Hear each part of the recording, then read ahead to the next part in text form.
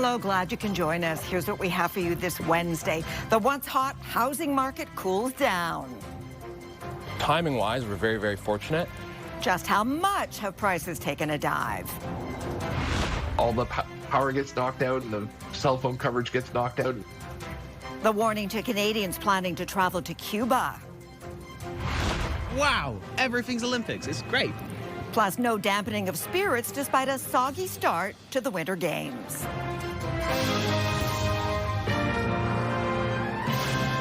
CTV National News with Sandy Ronaldo. Well, the bubble has burst in one of the country's hottest real estate markets. Toronto has seen a decline in sales, but now the average home price has dropped below $1 million, and those who keep track anticipate a softening of the market. CTV's Heather Wright has this assignment today. Okay, Heather, break down the implications for us Canada-wide. Well, Sandy, this certainly is a buyer's market, especially for anyone looking for their first house. But for those selling, it means more days on the market, lower prices, and experts expect this trend to continue. Over the past few months, Ryan Rodriguez has seen roughly 15 homes. He and his girlfriend are ready to buy, but aren't in a huge rush. Timing-wise, we're very, very fortunate. What it allows us to do is really take our time and see where our money will get us. For the first time in 5 years, the average price of a home in the Greater Toronto Area is below $1 million. According to the Toronto Regional Real Estate Board, the average sale price last month was down 6.5% compared to last year, while home sales dropped by 19.3%. And while prices are down and interest rates are lower, economic uncertainty persists, which has many would-be buyers treading with caution. I think as young people, job stability is always a question mark, especially during times like this. Toronto is not alone, with other major markets seeing home sales slide last month as well. In Vancouver, sales were down nearly 30%, Calgary nearly 15%, and Edmonton down 27.6% compared to the year before. In Montreal, however, sales increased in 2025, up by about 8%. Jason Mercer, TREB's chief information officer, says many home buyers remain on the sidelines, waiting to see economic improvement before jumping into the market. Obviously, there's concern around our trade relationship with the United States. There's other geopolitical issues that are sort of feeding into that uncertainty as well. I think that if we see a more solid economic future in the months ahead, that will prompt more households to take advantage of this improved affordability. TREB predicts slow sales and price weakness to persist at least for the first half of 2026, which comes on the heels of a dismal 2025, which saw the lowest number of home sales in 25 years. Sandy. All right, Heather, thank you. Travelers, beware if you're heading to Cuba. Be prepared for power outages, communication issues, and supply shortages. Canada's travel advisory comes as the U.S. is urging its citizens to brace for protests. CTV's Adrian Gabriel on the caution and what you can do if your travel plans include Cuba. Adrian. Sandy, the advisory may come as a shock with those with plans to fly south and ditch the Canadian winter, though the travel warning to Cuba is clear. Essentials like electricity, food, and medicine could be in short supply across parts of the country. A hotbed for Canadian tourists for its warm waters, sandy shores, and rich culture. And now a heightened travel advisory has been issued for Cuba. Posted today, this notice is urging Canadians to exercise a high degree of caution in Cuba due to worsening shortages of electricity, fuel, and basic necessities, including food, water, and medicine, adding that the situation is unpredictable and could deteriorate, disrupting flight availability on short notice. All the power gets knocked out and the cell phone coverage gets knocked out. To reduce pressure on the country's electrical network, Cuba has been scheduling lengthy daily power cuts, though Ottawa says unexpected nationwide outages may last more than 24 hours. Between April 2023 and March 2024, roughly 700,000 Canadians traveled to Cuba, making it the country's fifth most popular travel destination. Canadians on the island should heed this advice, according to one tourism management professor. Take an actual paper copy of your passport, because if you run out of power, your phone may not work to show the picture of it. Bring along any extra medication. Once again, with your travel insurance, make sure what the cancellation policies actually are. Cuba is largely a cash-only island. The American dollar and euro are widely accepted, though the advisory warns of petty theft and to avoid showing large amounts of cash in public. For Canadians in Cuba or those with plans to still travel there, you're being advised to go online and sign up with registration for Canadians abroad. It may also be a good idea to keep the phone number for the embassy in Havana on hand. Good advice. Sandy. All right. Thanks, Adrian. Multiple raids today targeting cocaine trafficking. Various interprovincial police forces going after criminal organizations with ties to the Hells Angels biker gang. CTV's Quebec Bureau Chief Geneviève Beauchemin now on what we know about this large-scale operation. Geneviève. Yes, Eddie, about 160 police officers from the National Organized Crime Enforcement Squad swooped down right across Quebec and also in New Brunswick. They executed 20 search warrants, most of them in homes, but also in vehicles and businesses. Here's what Sergeant Louis-Philippe Ruel had to say about the extent of the operation. So we've got this organization that was actually pretty heavily involved in cocaine trafficking actually pretty much anywhere in Quebec, but also in New Brunswick. So it's a vast operation. Yeah, it's a vast operation. We've got police officers from the Sûreté du Québec, but also from the RCMP, from the Montreal Police, and from other municipal police organizations. So it's pretty exhaustive. Police say this is part of an important file, an investigation that began over 2 years ago into a variety of organized crime groups that seem to have links to the Hells Angels biker gangs. Quebec's Public Security Minister, Yann Lafrenière, congratulated officers for continuing to exert pressure on these groups. Now, no arrests have been made today, but police say this is part of an ongoing investigation. This is a phase of that process. Sandy. All right, Geneviève Beauchemin, thank you. In these perilous times, both parties, whatever their other differences, come together against external forces that threaten our independence and against domestic policies that threaten our unity. Former Prime Minister Stephen Harper calling for the Liberals and Conservatives to come together to the benefit of Canada with talk of Alberta separatism and in light of Donald Trump's punishing tariffs. And with that in mind, Mark Carney has been meeting with party leaders and today a face-to-face with Pierre Poilievre as one of his MPs, Jamil Jivani, makes a solo trip to Washington. CTV senior political correspondent Mike Licateur wraps it all up for us. What came of the regular check-in and how Ottawa is reacting to Washington's outreach. Mike. Well, Sandy, there has been a sense of cooperation on Parliament Hill as laid out in those speeches last night. But it seemed to fade just ahead of that meeting between Prime Minister Carney and Conservative leader Pierre Poilievre. Good to see you. This is not hope. This is not hope over here. Well, look at this. The Conservative leader with a dig at his Liberal colleagues ahead of a meeting with the Prime Minister. We have been working to fast track anything that we believe, however modest, might make life a little more affordable, a little safer, and our economy a little stronger. So it's he that is holding up the show. A senior government source tells CTV News the Prime Minister was hoping to talk about nation-building measures, something the Liberal government feels is critical as Canada prepares for the review of CUSMA. In fact, we need to work together. Conservative MP Jamil Jivani, meanwhile, is heading to Washington this week on a solo mission to improve trade relations between Canada and the U.S. He's a longtime friend of U.S. Vice President J.D. Vance. I haven't talked to him in about a year about those issues. I would like to use that relationship for the good of the country, but I also don't want to interfere in what the Prime Minister's doing. Jivani was pushing for a meeting with the Prime Minister, but he did get one with the minister in charge of Canada-U.S. trade. Minister LeBlanc gave a briefing to Mr. Jivani, who I don't believe is the trade critic for the opposition, certainly not the Minister of International Trade, nor the Prime Minister. But some members of cabinet are casting doubt on whether Jivani can or will help. I really hope that he spoke about the closure of GM in his writing, because Ingersoll has been closed for now 4 months, and I haven't heard him once. While a number of Conservatives are confident Jivani can use his contacts to make a difference, Poilievre says he told his MP the most important thing is to fight for the jobs in his community. Sandy? All right, Mike, thank you. Let's bring in CTV's chief political correspondent, Vassy Kapelas. Okay, Vassy, let's talk about the fact that Pierre Poilievre, he got a strong mandate from his party.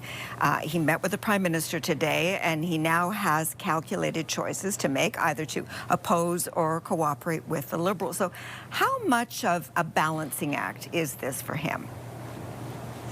Well, Sandy, I would argue it's a balancing act for both the Conservatives and their leader and the government and the Prime Minister for two reasons. One is not political in nature, right? It's just a policy imperative. I think it's fair to say, and our public opinion polling bears this out, and so did former Prime Minister Stephen Harper, the Canadians want cooperation when it comes to facing the threat from the United States. That is something that they clearly are asking for. They would like to see of their politicians, no matter the party stripe. So I think that force is playing on decisions by both the Prime Minister and the leader of the opposition.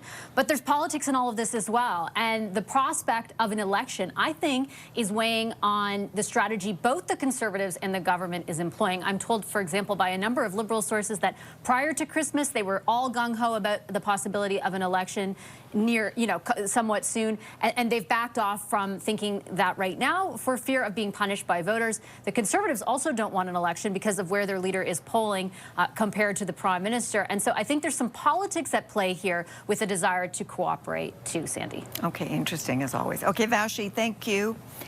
Now, the federal justice minister is defending how judges are chosen after Alberta's premier said her province should get more say in the selection process. You start to look at how you can protect that independence, certainly ensuring that there's not political threats about the resources that are going to be made available to them to do their jobs as part of it. But another part is actually have integrity in the appointment process. In a public letter, Smith told the Prime Minister she wants Alberta to be consulted on future appointments to Alberta's Court of King's Bench, the Alberta Court of Appeal, the Supreme Court of Canada, and threatened to withhold funding if the province isn't given more input. And Ottawa is shifting its strategy on fighting hate, scrapping separate Islamophobia and anti-Semitism envoys in favor of a new National Advisory Council. It's about folding in those two positions into a new Committee on National Unity and Advisory Committee on Rights, Equity and Inclusion. Amira El-Gawabi was Ottawa's main point person on Islamophobia. Deborah Lyons was responsible for addressing anti-Semitism and Holocaust remembrance. That position has been vacant for a while due to retirement. Coming up. Every minute I spent with him, I regret and I apologize that I did that. What else the billionaire said about his ties to Jeffrey Epstein. The search for the mother of NBC Today Show host Savannah Guthrie is into a fourth day with no word on any suspects. We have nothing else to go on but the belief that she is here. She's present, she's alive, and we want to save her. Nancy Guthrie was last seen Saturday at her home near Tucson, Arizona. Police believe she was taken from her home. The FBI is now part of the investigation, with Donald Trump committing to sending more federal agents. Authorities say they are investigating reported ransom notes. Now we are hearing the first public comments from Microsoft founder Bill Gates on his ties to sex offender Jeffrey Epstein after he was named in the latest release of files. His ex-wife, Melinda French Gates, calls it a reminder of, quote, painful times in my marriage. CTV's Washington Bureau Chief Joy Malbon on this and also the fallout in the UK and what's being called one of the biggest scandals there in decades. Joy. Sandy, it is extraordinary. After millions of documents were released in the Epstein investigation, it has triggered international and political fallout. Bill Gates on Australian TV strongly denying new Jeffrey Epstein allegations. Gates says he regrets continuing his relationship with the late convicted pedophile, but says he did so hoping to get funding for his foundation, Global Health. I never went to the island. I never met any women. And so, the more that comes out, the more clear it'll be that although the time was a mistake, it had nothing to do with that kind of behavior. In the documents, Epstein wrote that Gates begged him to please delete their emails regarding a sexually transmitted disease and antibiotics, fearing his now ex-wife Melinda would see. Those questions are for those people and for even my ex-husband. They need to answer to those things, not me. And I am so happy to be away from all the muck. Gates is one of many rich and powerful men mentioned in the 3 million newly released Epstein documents. The former prince, Andrew, seen in new photos leaning over an unidentified woman. He was stripped of his royal titles and has long denied any wrongdoing, but kept up communication even after Epstein was convicted of sex crimes. And now British police have launched a criminal investigation into Lord Peter Mandelson for allegedly leaking sensitive market information to Epstein when Mandelson was business secretary under Labour's Gordon Brown during the financial crisis. Mandelson betrayed our country, our parliament, and my party. Mr. Speaker, he lied repeatedly to my team when asked about his relationship with Epstein. President Donald Trump is mentioned thousands of times in unverified allegations reported to the FBI. He dismisses them all as smears, telling reporters it's time for the country to move on. Sandy? All right. Thank you, Joy. CTV's Joy Malvin in Washington. Still ahead, how AI could make your grocery bill even more expensive.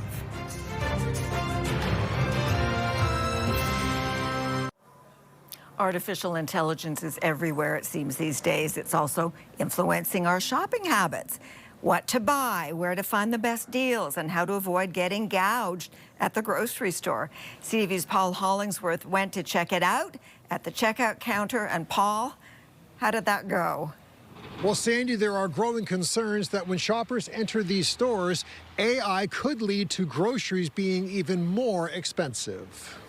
For some savvy shoppers, when they see what looks like a bargain for groceries, their cautious attitude is buyer beware. But I do not trust it. Sylvain Charlebois says that's a smart approach, especially at a time when targeted ads on social media produced by AI are offering potentially misleading ads that promote lower prices for groceries. They'll build algorithms that they'll use to service you, to know you, and to set proper prices depending of your buying behavior. For example, if a shopper frequently buys eggs, they may see online prices promoting what looks like a good deal, but is not, and that could lead to paying more at the register. When you're connecting pricing with consumers and using AI to increase profits and margins, I think there's a really wide line there. There is an AI upside. Customers can compare prices at other stores while they shop. It puts a lot of power directly in their hands. So they can know for sure they're getting a fair shake.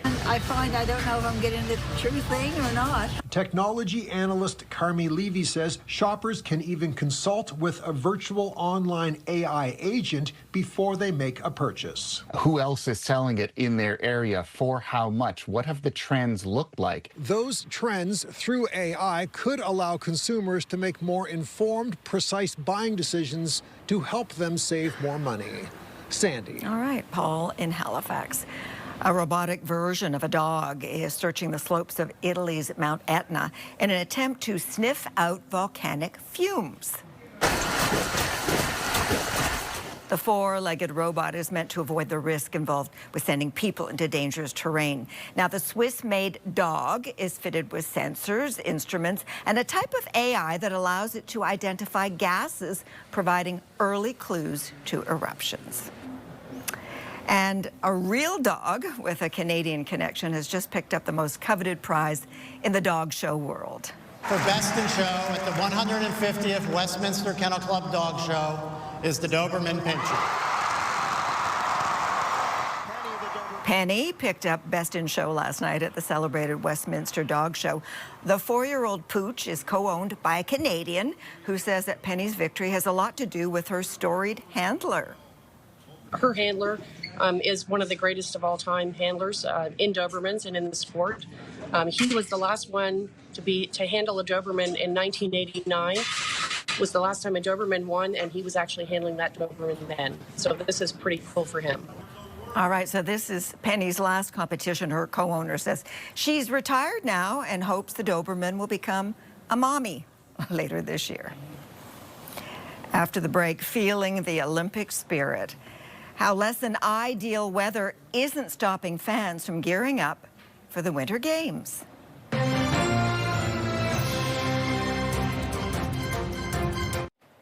The opening ceremony kicks off this Friday at the Milano Cortina Winter Games, and excitement is already sky high for athletes, families, and fans. But the weather so far has been less than golden. CTV's Heather Butts has the plum assignment of covering the Olympics for us. Heather, what's up? Sandy, the temperature is just above freezing. It's been raining for days here in Milan. It's cold and damp, but walk around and people don't seem very fazed. For locals and tourists, the Olympic spirit is heating things up. A constant rain soaking the city, turning popular landmarks into a sea of umbrellas. In the north, it meant snow for the mountain regions just in time for the global event, drawing Olympic fans from around the world, including the Grandillo family from Montreal. This is the 30th birthday trip, kind of a bucket list item for us.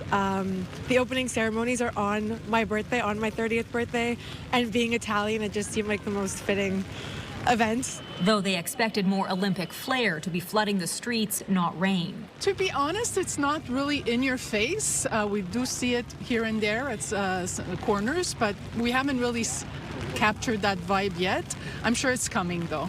Their sights set on snowboarding and hockey. With the games spread out, Milan will only see part of the action. Per il momento, no. No? No. Few crowds right now, he says, but they are expected. Organizers say all competition venues are fully operational. Still, construction at the hockey rink isn't complete. Do we have every single space in that venue finished? No. And is it absolutely needed for the games? No. Aside from the main facilities, there are sure signs something monumental is about to happen here, drawing more than just regular tourists. Here's something else adding to the energy. Media from around the world, such as myself, here to cover this event. Take a look at the rooftop studios using the historic Duomo as a backdrop. We only just got here and we were like, wow, everything's Olympics. It's great. It's so much fun. I love it. The organizing committee is pointing to the torch relay as a driver for national excitement. This is fun to be in an environment with like thousands of people and all here for just one simple reason. It's fun. That momentum is also reflected in demand from spectators, with roughly 1.2 million event tickets already sold and only a limited number remaining for the opening ceremony. Sandy. Have fun, Heather. Take care. And thank you for sharing your time with us. I'm Sandy Ronaldo. Bye for now. We'll see you tomorrow, we hope. Have a nice evening.